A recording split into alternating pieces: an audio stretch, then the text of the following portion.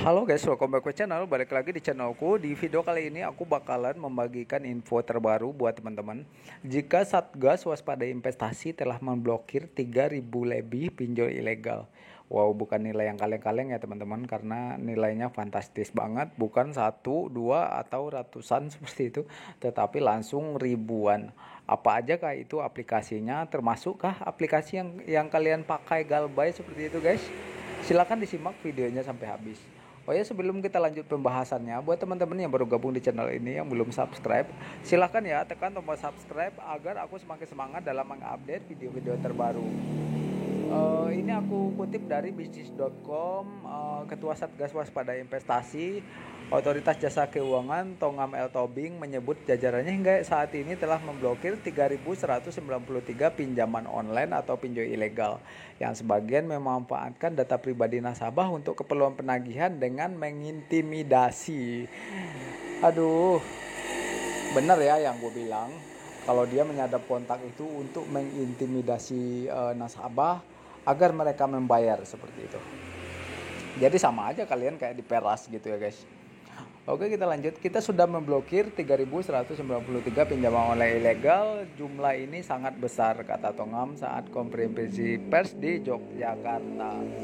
Menurut Tongam, tidak sedikit masyarakat yang terjebak pinjaman online ilegal karena rata-rata tidak meminta persyaratan yang ketat untuk menggait nasabah. Meski demikian, konsekuensi dari pinjaman online ilegal amat berbahaya.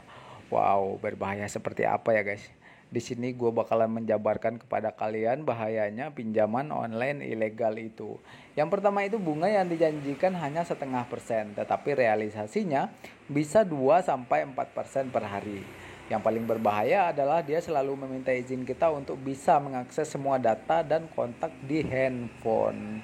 Jadi untuk itulah fungsinya pinjol ilegal itu menyadap handphone kalian seperti itu ya, seperti galeri, kontak, log panggilan, SMS seperti itu. Tujuannya apa? Tujuannya untuk intimidasi di saat kalian tidak bisa membayar pinjaman online-nya seperti itu. Aduh. Jadi di sini logikanya seperti ini ya teman-teman. Yang menggunakan jasa pinjol itu kebanyakan karena mereka butuh seperti itu ya. Jika mereka udah banyak duit, untuk apa mereka kenal dengan beginian seperti itu ya. Berarti resikonya sangat besar dong untuk si pinjol ini seperti itu. Nah, dia udah tahu kayak gitu, ngapain di ACC seperti itu, udah dengan gampangnya. Bahkan ada yang tiba-tiba baru memasukkan data, belum konfirmasi, tiba-tiba udah ditransfer katanya kayak gitu teman-teman. Itu sebagian cerita dari teman-teman subscriberku. Oke, kita lanjut. Setelah mendapatkan data pribadi, pemberi pinjaman sewaktu-waktu akan menggunakannya untuk mengintimidasi atau meneror nasabah yang tidak segera melunasi pinjamannya dengan menyebarkan foto atau data pribadi yang bersangkutan kepada publik. Disitulah akibatnya ya, seperti yang di video-videoku sebelumnya, begitulah kira-kira penagihan dari pinjaman online ilegal ini.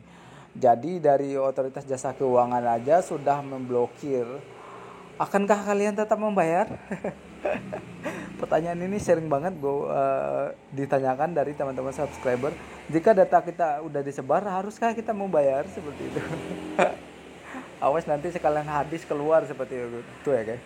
Jadi di sini gue nggak membawa-bawa hadis. Di sini kita membawa utang piutang dengan hukum perdata maupun pidananya seperti itu.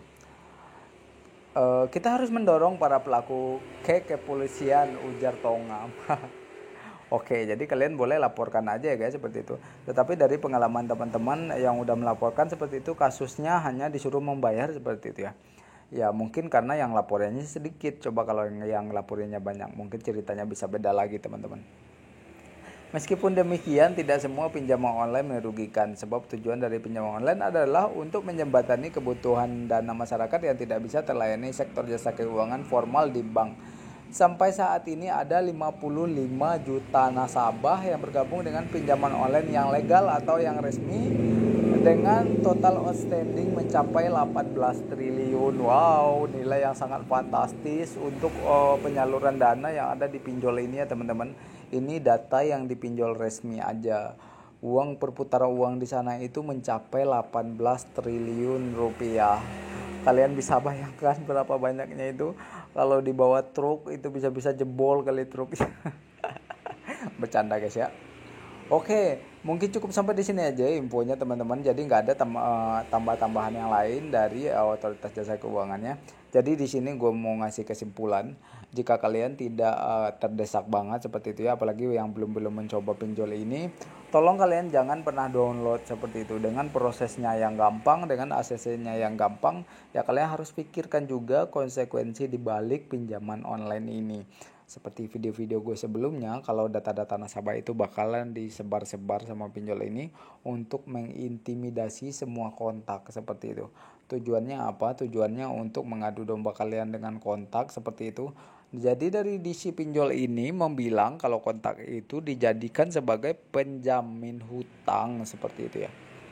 Jadi jika kontak melihat kalau nomor dia dijadikan sebagai penjamin, sepertinya mereka udah parno duluan seperti itu. Mereka udah takut duluan. Apalagi mereka yang tidak pernah mengerti tentang perpinjolan ini seperti itu. Jadi buat teman-teman yang belum terjebak seperti itu, kalian cukup lihat aja video ini, jangan pernah kepoin seperti itu. Kecuali kalian udah siap-siap mental seperti itu ya. Nah terus gue mau jawab lagi nih pertanyaan dari teman-teman, berapa lama sih kita diteror sama pinjaman online? Jadi di sini teman-teman, terornya pinjaman online itu tergantung dari respon kita dan respon kontak kita seperti itu. Jika semua kontak memaki-maki balik di si pinjolnya, ya dia nggak bakalan lama nyebar-nyebar data. Karena kan mereka juga percuma seperti itu menyebarkan data kayak gitu, karena nggak ada hasilnya juga kayak gitu. Jadi makanya di videoku sebelumnya aku selalu menekankan kepada kalian, jika belum bisa membayar pinjaman online ilegal ini, tolong konfirmasi dulu ke semua kontak biar mereka nggak kaget seperti itu. Biar kalian sama kontak itu nggak diadu domba sama di si pinjol. Itu pesanku yang aku tanamkan di video-video sebelumnya seperti itu. Tetapi ya untuk yang udah terlanjur ya mau gimana lagi seperti itu. Kalian masa bodoh aja. Karena jika kalian takut atau ngeper setelah diancam-ancam pinjol ini, di si pinjolnya semakin merajalela dalam menyebarkan data-data kalian kayak gitu. Jadi jika data kalian udah disebar, udah dipermalukan seperti itu ya, haruskah kalian masih membayar seperti itu? Oke, yang namanya hutang tetap harus dibayar, tetapi kalian juga harus meminta pertanggungjawaban penyebaran datanya itu agar di situ terdapat keadilan seperti itu. Tujuannya apa sih? Tujuannya biar si pinjol ini nggak semena-mena dalam menyebarkan data nasabah lagi seperti itu. Jadi di saat kalian bayar hutangnya, di saat itu pula kalian juga harus meminta pertanggungjawaban DC-nya, baik itu pidana maupun baik itu secara moral, baik maupun secara material seperti itu. Karena dari ancaman-ancaman sebar data ini sangat bikin meresahkan banget seperti itu. Ada kasus perceraian karena sebar data ini, ada kasus dipecat dari kerjaan karena penyebaran data ini, dan banyak lagi konflik yang timbul akibat dari penyebaran data pinjol ini. Karena dari DC pinjol ini omongannya sangat pedas banget ya teman-teman. Yang pertama itu kontak kita dibilang sebagai penjamin seperti itu. Halo, penjaminan seperti apa yang kalian maksud? Kalau nomor gue mah dijadikan sebagai penjaminan, gue udah biasa, malah gue ngakak seperti itu. Oke teman-teman, semoga informasi ini bermanfaat. Terima kasih udah selalu menonton channelku.